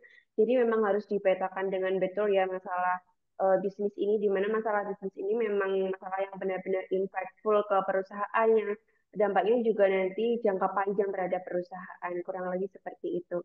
Selanjutnya mungkin Pak Rido ada tambahan, Pak? Ya, sebenarnya sudah cukup jelas ya jawaban dari Pak Aris. Saya coba ingin sedikit menambahkan. Yang pertama yang perlu kita eh, klarifikasi di awal adalah kita perlu membedakan ya sebenarnya apa masalah bisnis, kemudian apa masalah operasional itu. Nah, ini penting untuk kita membedakan eh, karena sebenarnya perbedaan ini terletak pada level dampak dan akar penyebabnya. Jika kita lihat tadi, bahwasanya masalah bisnis itu cenderung pada persoalan yang bersifat strategis. Contohnya seperti penurunan profitabilitas atau efisiensi layanan yang menurun dan lain sebagainya. Sedangkan jika kita lihat dari permasalahan operasional, ya ini mungkin permasalahan yang cenderung pada day-to-day activities yang ada pada perusahaan. Contohnya misal, terjadi kerusakan pada sistem absen sehingga karyawan tidak terekam pada hari itu atau mungkin operasi apa namanya masalah operasional kecil-kecil lainnya. Nah, dalam hal ini sebenarnya tidak masalah kita eh, apa namanya memasukkan ya masalah operasional dan juga masalah strategis pada analisis. Yang paling penting adalah dari permasalahan itu apakah dapat diukur baik kualitatif ataupun kuantitatif. Karena sebenarnya dari permasalahan yang timbul itu nantinya akan dianalisis pada aspek manajemen risiko dan itu akan berdampak pada eh, apa namanya risk heatmap perusahaan begitu ya. Artinya jika perusahaan dilakukan penilaian antara inherent dan apa namanya inherent dan eh, selanjutnya gitu. Jika masalah itu tidak dapat diukur, maka tentu akan menghambat analisis pada manajemen risiko dan akan menghambat perusahaan dalam melakukan improvement seperti itu. Mungkin itu jawaban dari saya. Baik, terima kasih Pak Rido, Pak Arif atas jawabannya. Selanjutnya mungkin kita langsung ke pertanyaan selanjutnya. Di sini izin saya bacakan ya untuk mempersingkat waktu. Ada pertanyaan dari Ibu Syahbrina Isnaini. Jika perusahaan memiliki banyak diversifikasi layanan dan tidak saling berkaitan, bagaimana menyatukan di BMC? Nah, terima kasih. Nah, ini mungkin lebih tepat untuk dijawab terlebih dahulu dengan Bapak Rido ya, silahkan Pak Rido. Ya, baik. Izin menjawab terlebih dahulu ya. Terkait dengan ini pertanyaannya tadi menarik. Jika perusahaan memiliki banyak diversifikasi layanan yang tidak saling berkaitan. Lalu bagaimana menyatukan dalam PMC? Nah, sebenarnya dalam PMC sendiri itu tidak harus kita menyatukan dalam satu view. Artinya kita bisa membagi dari dua view. Apakah kita membuat dari view corporate atau kita membuat PMC dari view perlayanan gitu. Artinya jika kita membuat eh, apa namanya PMC dari sudut pandang corporate, tentu yang kita cantumkan adalah sifatnya lebih general. Tetapi ketika kita membuat PMC dari segi perlayanan, nah itu hasilnya akan lebih apa namanya lebih detail gitu ya. Jadi dalam pembuatan pembuatan PMC sendiri tidak harus berdasarkan corporate, namun juga bisa perlayanan. Kemudian bagaimana cara menyatukan dalam PMC? Nah ini cukup menarik ya.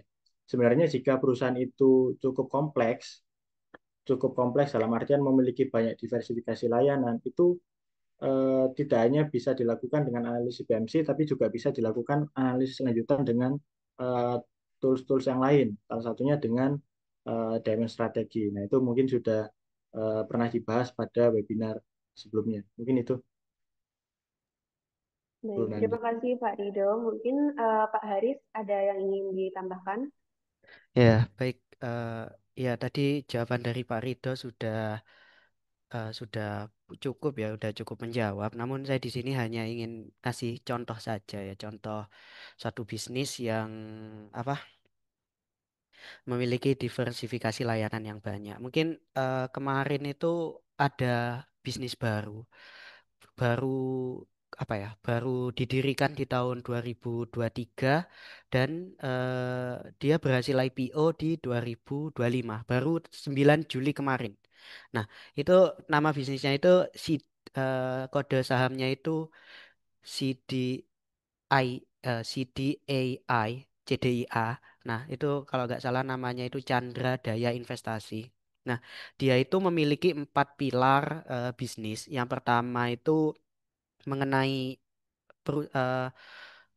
apa ya, 4 pilarnya itu penyedia air bersih, kemudian energi listrik, lalu ada pergudangan dan ada pelabuhan. Nah, kalau kita lihat secara apa ya, secara kasar lah, kalau kita lihat antara perusahaan energi listrik sama penyedia air bersih itu mungkin eh, agak berbeda ya di sini. Namun itu bisa disatukan oleh CDIA ini. Nah, sehingga kalau dalam hal ini gimana? Jadi awalnya Chandra Daya Investasi ini membuat eh, bisnis plan ya, kita bahasanya bisnis plan atau bisnis model kanvasnya ini tiap eh, layanannya dulu yang difokuskan pada air bersih dulu, kemudian fokuskan kepada energi dulu gitu. Nah, dari situ nanti itu kan view anak perusahaan lah kita bahasanya seperti yang kata Pak Rido tadi. Nah, dari situ nanti tetap dibuat yang view corporate-nya atau view induknya yang ada di CDI, yang ada di Chandra Daya tersebut. Jadi memang buatnya itu enggak harus apa ya menyatukan semuanya menjadi satu enggak, tapi dibuat satu-satu dulu. Kemudian dari satu-satu ini value proposition yang bisa kita highlight di BMC itu apa. Nah, seperti itu yang nanti disatukan di induknya.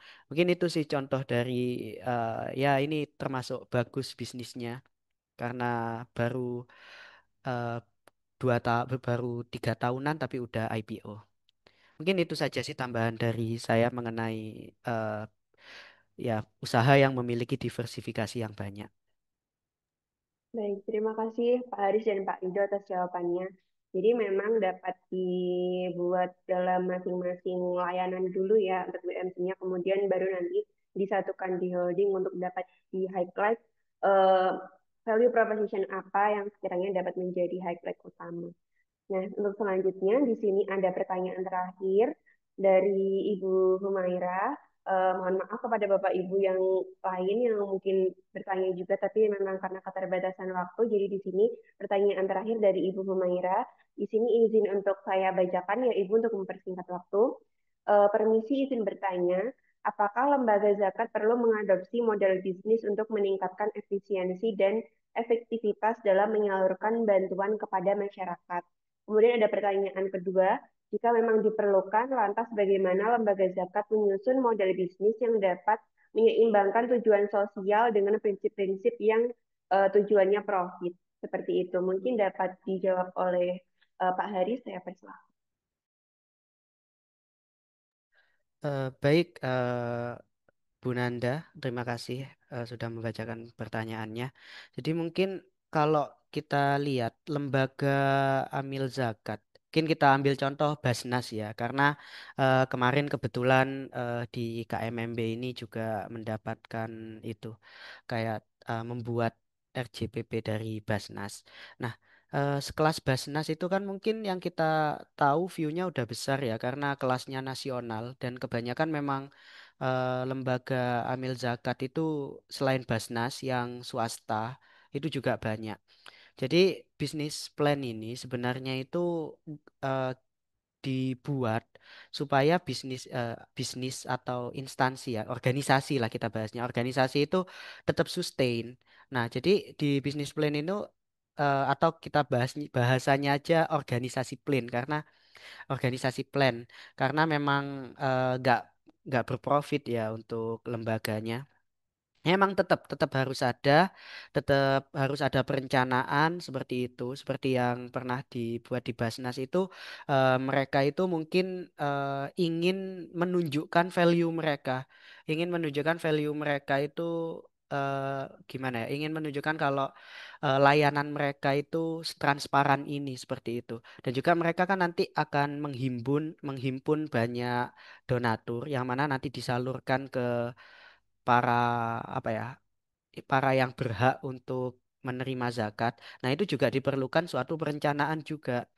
Jadi memang bisnis plan ini perencanaan ini nggak melulu mengenai yang berprofit saja, tapi yang tidak berprofit itu juga perlu adanya perencanaan dan juga untuk pertanyaan yang kedua, bagaimana menyusun model bisnis. Nah, model bisnis mungkin yang bisa dipakai, ini saya sempat cari-cari itu ada yang namanya pendekatan sosial bisnis model kanvas.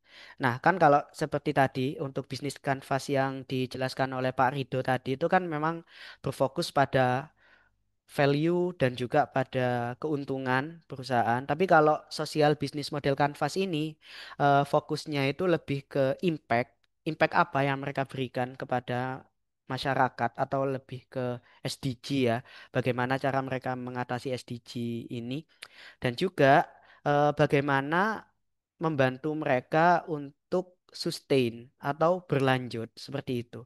Jadi untuk bisnis plannya masih tetap organisasi plan lah bahasanya dan juga bisa mengadopsi SBMC seperti itu. Seperti itu sih dari saya, mungkin bisa ditambahkan oleh Pak Rido. Eh, Baik, terima kasih Pak Haris. Bagaimana Pak Rio mungkin ada tambahan atau sudah cukup mungkin? Ya, baik izin menambahkan sedikit ya. Tadi sudah dicontohkan oleh Pak Aris bahwasanya sebenarnya KMMI juga sering mendapatkan eh, apa namanya pekerjaan ya terkait dengan bisnis plan. Jadi sebenarnya bisnis plan ini tidak hanya diterapkan kepada perusahaan yang profit, tapi juga bisa diterapkan pada non-profit organisasi ya seperti lembaga zakat seperti itu. Nah, kemudian pertanyaan tadi apakah perlu mengadopsi model bisnis ya? Jawabannya tentu sangat perlu. Maka akan menjadi sangat baik jika lembaga zakat itu mengadopsi model bisnis yang diterapkan pada perusahaan-perusahaan yang itu sudah terbukti kemajuannya gitu.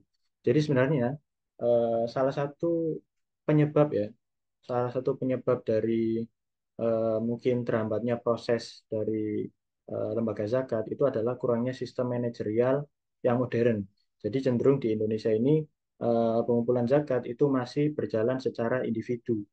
Mungkin dari apa namanya, ada dari perseorangan langsung memberikan zakat atau juga bisa dikelola oleh lembaga. Dari lembaga pun seperti itu. Sebagian besar lembaga masih bersifat tradisional sehingga di situ memerlukan model bisnis yang lebih eh, yang lebih modern dengan teknologi-teknologi yang ada, mungkin dengan pengumpulan zakat melalui platform zakat dan lain sebagainya.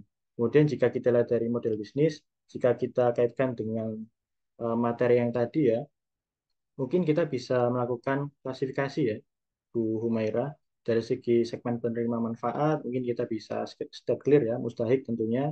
Kemudian dari segi proporsi nilai sosial tentunya di sini kita bisa memberikan pemberdayaan ekonomi, kemudian kita bisa apa namanya, mendukung penurunan kemiskinan dan lain sebagainya. Itu mungkin nilai yang bisa diberikan. Kemudian jika kita lihat dari channel ya, dari saluran, itu tentu bisa dilakukan secara langsung ataupun bisa melalui mitra ataupun bisa melalui digital platform. Nah, ini yang menurut saya menjadi penting bisa diterapkan oleh lembaga zakat ya, sehingga lebih modern ke depannya. Kemudian jika dilihat dari apa namanya, sumber daya gitu ya, mungkin di sini perlu adanya sumber daya amil yang yang kompeten, kemudian sumber daya yang memahami tentang teknologi informasi dan juga tentang networking begitu. Kemudian bisa juga dikaitkan dengan kemitraan strategis ya. Bisa juga bermitra dengan Basnas ataupun bermitra dengan UMKM atau mungkin juga bermitra dengan pesantren dan juga korporasi lainnya. Karena sebagian besar korporasi saat ini memiliki yang namanya UPZ ya, unit pengumpul zakat kalau tidak salah. Jadi itu mungkin bisa menjadi salah satu istilahnya kalau di perusahaan konvensional sebagai revenue driver ya, bagi perusahaan zakat seperti itu, bagi lembaga zakat maksudnya. Mungkin itu Bu Nanda. Baik, terima kasih Pak Rido, Pak Haris juga sekali lagi saya ucapkan terima kasih. Juga semoga dapat terjawab ya Ibu Humaira dan juga Bapak Ibu lain yang sebelumnya menyampaikan pertanyaannya.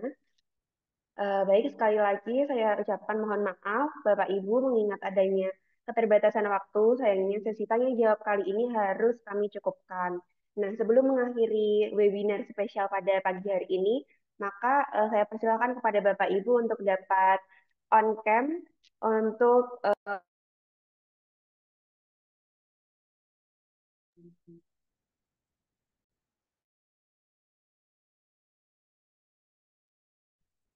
ya Bapak Ibu dapat on cam ya untuk menutup sesi webinar pada pagi hari ini. Silakan Bapak Ibu untuk dapat on cam.